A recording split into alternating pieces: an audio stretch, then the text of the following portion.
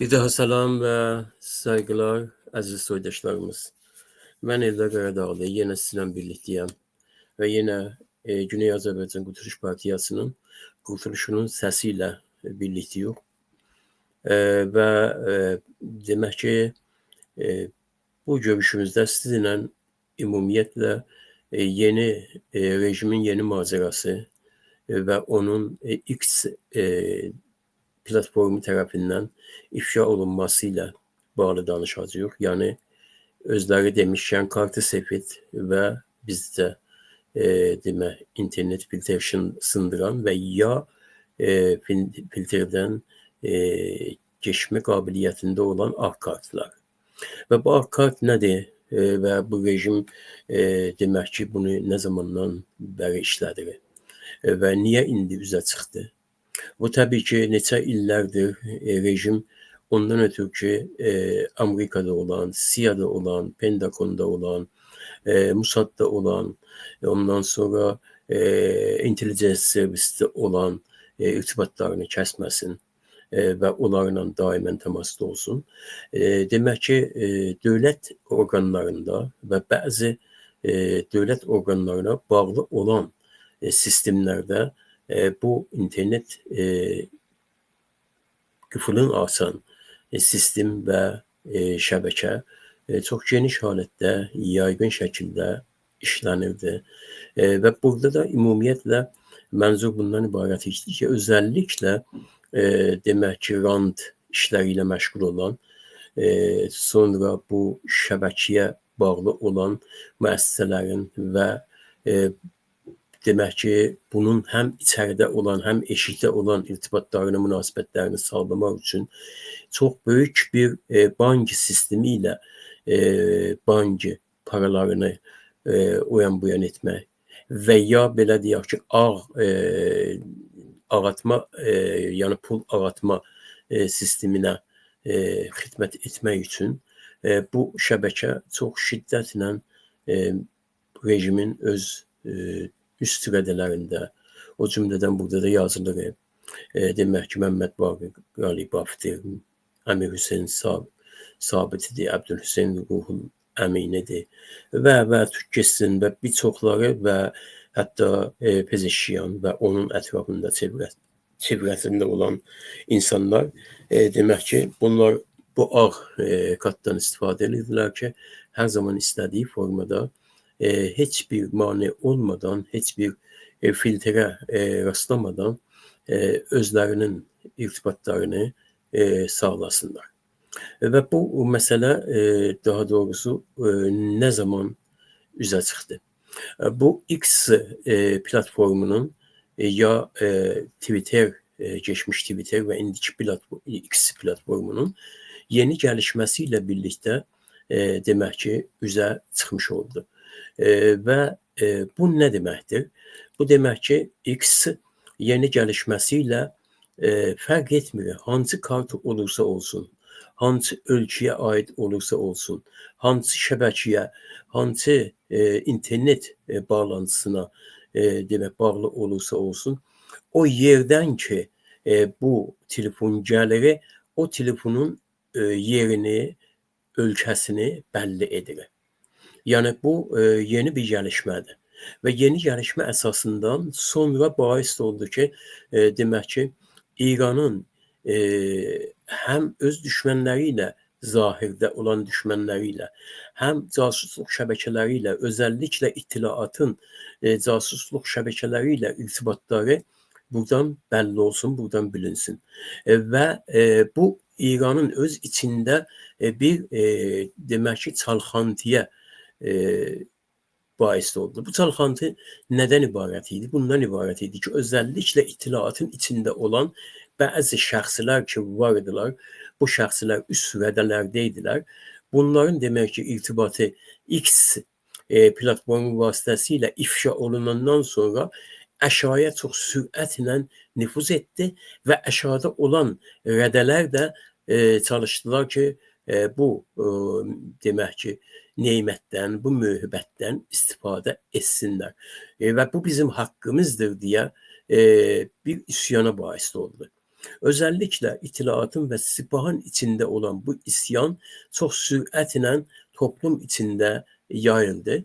Bu tabii ki Cumhur İslami her zaman olduğu kimin çalışır ki bunları demək ki, millətin gözündən uzaqlaşdırsın. Amma bu bais də oldu ki, eyni zamanda İrana ait olan, rejimin öz içine ait olan bunun xəbər agentləri də, o cümlədən Farsıdır, İrnadır, İsnadır, Mehridir, Mizandır, ondan sonra gənc jurnalistlər ya xəbərnigaran cavan, Müşrik News və demək Nur News və Həmşəhri kimi çox üst rədələrdə olan rejimin medyası demək ki, bunu rəsmi olaraq şeydən istədilər.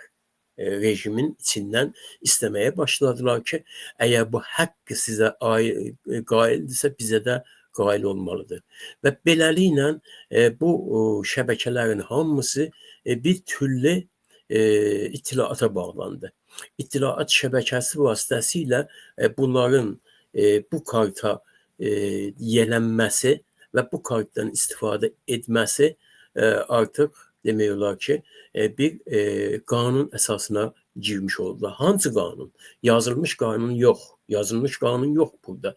Amma rejimin öz içində olan o demək ki, yazılmamış millətin xəbəri olmadan öz içində bu formaları, bu sistemləri gəlişdirməyə çalışan itilaatın qanunları əsasında ya kuralları əsasında belə deyək, yazılmamış prinsipləri əsasında bu yayıldı və indi bu halda demək ki, iki durum ortaya gelmiş oldu.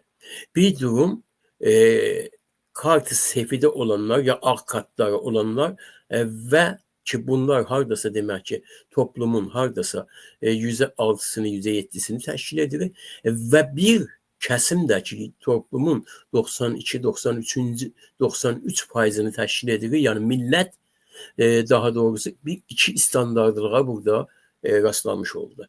Bu iki standartlığın əsasında təbii ki ister istemez özellikle sipaha bağlı olan Bəsit, Müstəzəfan və tut getsin Fatimi Yunnan, tut getsin ta Hüseyni Yunana qədər ta bunların demək olar ki at sistemlərində, at rədələrində bir gizli isyan ortaya çıxmaqdadır. Bu gizli isyanın ortaya çıxması əsasında rejimin öz içində demək olar ki bir necə deyim, bir isyan, bir rejime karşı indi demeyeyim ki daha doğrusu açıkçasına ama açık olmayan bir açına kapalı olan bir dayanışma, bir direnişme ortaya çıxmış durumda vəziyyətdədir. İndi demək ki bunun əslində bizim Azərbaycan Milli Hərəkatına nə dəxli var? Əlbəttə ki Azərbaycan Milli Hərəkatına çox dəxli var. Çünki Azərbaycan Milli Hərəkatı ilə bağlı rejimin hər zaman neçə demək ki alternatifləri vardır. Bu alternatiflərin birisi bundan ibarətdir ki, rejimin tərəfəndiləri və totəlləri əsasında Azərbaycan Milli Hərəkatının içində olan süst ünsürlərə, içində olan demək ki, mühafizəkarlara, ya içində olan hardasa qorxaq və eyni zamanda eyvay ac qalmayayım, eyvay tox olum, eyvay uşağım ac qalmasın, eyvay gecə çörəyinə möhtac olmayayım deyə filan behman bu adamların əlbəttə ki bir çox böyük qismi rejimin qabağında qarşısında dirənir, dayanır və öz fədakarlığını millətinə, sisteminə, Azərbaycana vermiş olur. Diğer tərəfdən isə bir iddia vardır ki, daha doğrusu o nədir deyim, günün xeyrini, günün çörəyini afiyətinə satanlardır. Və bu rejim bunları bu əsasla ki, biz sizə açıq internet verəcəyik, biz sizə demək ki, bu internet vasitəsilə irtibatlar sağlayacaq, qazancı irtibatları sağlayacaq, özəlliklə ekonomi, iqtisadi dairələrdə bu çox önəmli rol oynayır. Bilirsiniz, bu günləri dünyada internet olmasa heç bir ekonomi, heç bir iqtisadi, heç bir ticarət üz verməz və hər şey darmadağın olar. Və onlara bu özəlliklə iş sahiblərinə, ticarət sahiblərinə, eşi ilə irtibatda olan adamlara beləliklə bu sim kartları verirlər. Beləliklə bu ağ kartların Azərbaycanda yayılması istər istəməz çox böyük bir iş adamlarını, çox böyük bir eşi ilə olan münasibətdə olan insanları bu kart vasitəsilə Tehran rejiminə demək tabe edir. Tehran rejiminə bağlıdır. İttilaata özəlliklə bağlı. Və ittilaat da bunlardan olduqca nəcür istifadə edirlər. İttilaat bunlardan olduqca belə istifadə edirlər. Bunların demək ki, eşikdə olan irtibatlarını ələ alırlar. Bunların o sim kart vasitəsilə irtibatlarını gəlirlər, ələ keçirdirlər və necə ələ keçirdirlər? Demək ki, şəbəkələrinə bağlıdırlar. O şəbəkələri vasitəsilə bunların irtibatları tamamilə heç bunların özünün də xəbəri olmadan, hətta ehtiyacları olmadan ki, keçsinlər, ittilaata xəbər versinlər, filan eləsinlər, fikirlirlər ki, heç ittilaatın bunlardan xəbəri yoxdur. Halbuki bu sim kartlar birbaşa ittilaatın kodlarına bağlanır və ittilaatın kodları vasitəsilə bu adamların eşikdə olan adamlar ilə danışıqları birbaşa ittilaatda zəbt olunur, birbaşa ittilaata səbt olunur. Əgər ittilaat hiss edir ki, eşikdəki demək ki, şəxs bunlar üçün çox önəmli rol oynaya bilər, anında o adamın vasitəsilə eşikdəki adamı özlərinə bağlamağa çalışırlar və çaba göstərirlər. Çünki burada da əsasən demək ki, ammül mənfəəlik vardır. Burada da əsasən mənfəət tələblik vardır. Bu mənfəət tələblik nəticəsində daha doğrusu iki başlı bir necə deyim, qazanca əl tapır. İttilaat və beləliklə həm içəridə olan, həm eşikdə olan iş sahiblərindən irtibatlarını tamamilə öz əlinə almış olur. Bu bir böyük tuzaqdır. Bu böyük tuzaq, böyük tələ zaten istər-istəməz bizim Azərbaycan milli hərəkatına da nüfuz eləyə bilər. Azərbaycan milli hərəkatının içində də çox böyük bir demək ki, necə deyim, təxrib yarada bilər və bundan Azərbaycan milli hərəkatı özəlliklə bizim milli hərəkatımızın başını çəkən insanlarımız çox diqqətlə olmalıdırlar və bundan çox diqqətlə həzər etməlidirlər. Əziz soydaşlarımız, bu qısa bir bilgi idi ki, biz bu qısa zamanımızda sizə bu ağ kartlardan vermiş olduq ki, məlumatsız olsun. Təbii ki, bir çox dostlarımızın, bir çox soydaşlarımızın məlumatı var.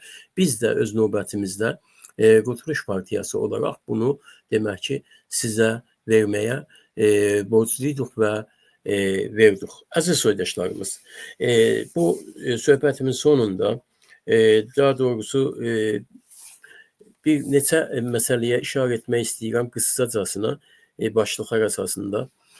Tehranın zindanından, evin zindanından son xəbərlər, əlimizə çatan son xəbərlər bundan ibarətdir ki, Araz Əman, bizim gəncimiz, Təbrizli gəncimiz, Azərbaycan Milli Hərəkatının fəalı ki, demək ki, bu 2 il bundan qabaq, 2 il yarım bundan qabaq Təbrizdə tutuldu və sonra Tehrana göndərildi və Tehranda məhkəmədə 13 il zindana məhkum oldu. Bu 13 il zindanın 8 ilini casusluq demək ittihamı ilə, hansı casusluq ittihamı ilə təqdim olunmayıb biləsinə indiyənə qədər ki, hansı casus və hansı sənədlər əsasında casusluq və eyni zamanda 5 ildə Cümhur İslamiyyə və rejimə qarşı TOTə, rejimə qarşı demək olar ki, təxribat ünsürü olduğuna. Bu indiyənə qədər bu dəfələrlə müraciət edib ki, heç olmaya ailəsi müraciət edib ki, heç olmaya bunu demək ki, göndərin Təbrizə, Təbriz zindanında çəksin zindanına. Amma indiyənə qədər buna izin verməyiblər və hal-hazırda ailəsindən tamamilə qopuq şəkildə Tehranın evin zindanında. Abbas İsani, Əli Xeyrucu, əziz, dəyərli milli fəallarımız, demək ki, bu bəli, bu Əman bəydir və Abbas Əlisani və Xeyrucu cənabları keçən gecə nəhayət ailələrlə təmas tutublar və bunlara izin veriblər, bir dəqiqəlik ailələrlə danışsınlar. Ancaq Yusuf Kari və Behzad Dəştiyə bu icazəni, bu izni verməyiblər hələlik və onlar 15 gündür ki, demək, indi 16 gündür ki, ailələrindən tamamilə uzaq vəziyyətdə. Tahir Nəqəvi, Vədud Əsədi. Vədud Əsədinin bu günləri halı çox xarablaşıbdır. 37 gün, 37 və 38 günə geçdi artıq, demək olar ki, aclıq aksiyası bunun tansiyonu tamamilə yendiribdir, huşdan gedibdir və bunu götürüblər Behtariyə. O Behtarıda bir açına dərman daha bunu eləyiblər, dirildiblər, belə deyək, serum vurublar, filan eləyiblər və yenidən göndəriblər və yenidən demək olar ki, aclıqda davam etməkdədir.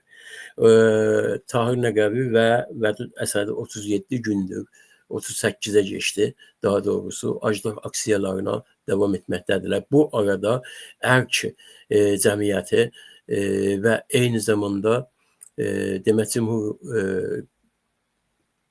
Partiyasına yaxın olan bizim Avropa İnsan Haqları komitələrimiz BMT-də çıxış eləyiblər, BMT-nin salonlarında çıxış eləyiblər və bu haqda rapor veriblər, quzarış veriblər. Hər iki və bütün insan haqları komitələrimizə buradan təşəkkürlərimizi bildiririk ki, bu məsələdə əzizlərimizə səs olurlar.